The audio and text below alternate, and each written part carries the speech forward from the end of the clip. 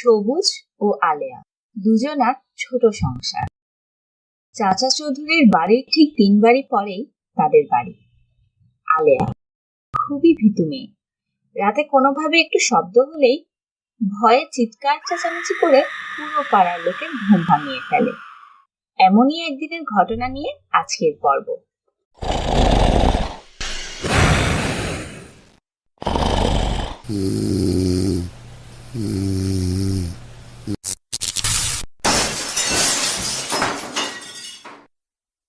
আরে এটা কিসের শব্দ হচ্ছে? অনবরত শব্দ হচ্ছে। উফ, কি যে ভয় লাগছে। আল্লাহ বাঁচাও আমাদের। লাইটও দেখি জ্বলে গেল। এই শুনছো? ওঠো তো দেখি। ইগো, ডাকছো কেন? আরামের ঘুমটা দিলা তো নষ্ট করে। লাইট চলে গেছে? না তো, পাশের বাড়িতে তো লাইট জ্বলছে। তাহলে আমাদের বাড়ির লাইটটা কে নেভালো? এমন সময় ভয়ঙ্কর সব শব্দ আসতে লাগলো। শব্দ শুনে সবুজ আর আলেয়া আরো ভয় পেয়ে গেল। বেরো আলেয়া। ওরে বাবা রে!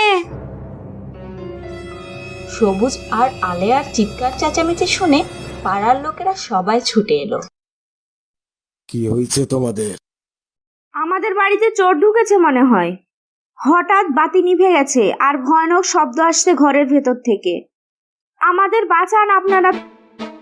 কই দেখি, কত বড় সাহস চোরের! এই পাড়ায় এসেছে চুরি করতে। কোথায় গেল চোরটা? যে ওই ঘরে ঢুকেছে। চিন্তার কিছু নেই আলেয়া, শান্ত হও। আমি চোরকে পিটায়া বানাই দিব। এরপরে অন্ধকার ঘরে ঢুকে ঝন্টু ভাই চোরকে খুঁজতে লাগলো। কিরে, ওই তুই বের হ বলছি। দুটো চোখেই যে দেখা যায়। ওরে আল্লাহ, এ কি ভূত নাকি? ভূত, বাঁচাও! হঠাৎ অন্ধকারে দুটো চোখ দেখে ঝন্টু ভাই নিজেও ভয় পেয়ে দিল ভোঁদড়।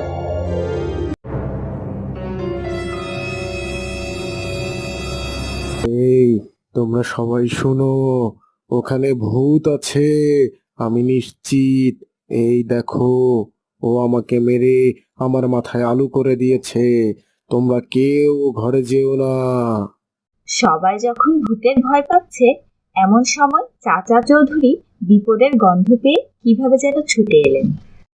কি ব্যাপার? তোমরা সবাই এখানে কি করছো? তোমাদের চিৎকার শুনে আমি ছুটে এলাম। কি হয়েছে বলো তো? চাচাজি, চাচাজি, আমাদের বেডরুমে চোর ঢুকেছে। আরে রাখো তো আলেয়া, কে বলেছে ঘরে চোর ঢুকেছে?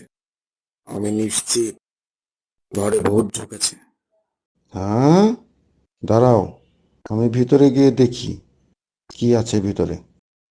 চাচা পুরো ঘরটা ঘুরে হাসতে হাসতে ঘর থেকে বেরিয়ে এলেন। চাচার হাসি মুখ দেখে তো সবাই অবাক।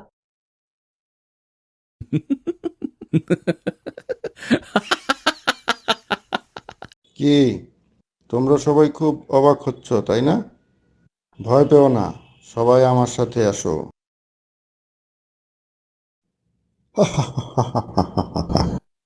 এই দেখো তোমাদের চোর। ও হয়তো খাবার খুঁজতে আসছিল। উপরে থাকা বাসনের খাবার খেতে গিয়ে বাল্বের উপর বাসন পড়ে বাল্ব ভেঙে যায় আর ঘরের আলো নিভে যায়। আর এই দেখো, টর্চ নেই বলে ওকে কেমন দেখায়। অন্ধকারে ওর ওই চোখ দুটো দেখে তোমরা ওকে ভূত ভেবে ভয় পেয়েছো। কিন্তু তাহলে চাচাজি, আমার মাথায় আলো হলো কি করে? অন্ধকারে ছুটে পালাবার সময় এই লোহাটা তোমার মাথায় পড়ে যায়। এই কারণেই তুমি মাথায় আঘাত পেয়েছো। বুঝেছো ঝন্টু?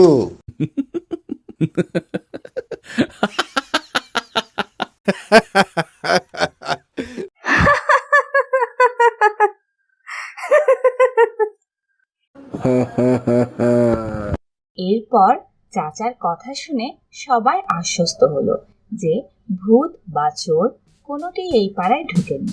শেষ পর্যন্ত সবাই নিশ্চিন্ত হয়ে যে যার বাড়ি চলে গেল।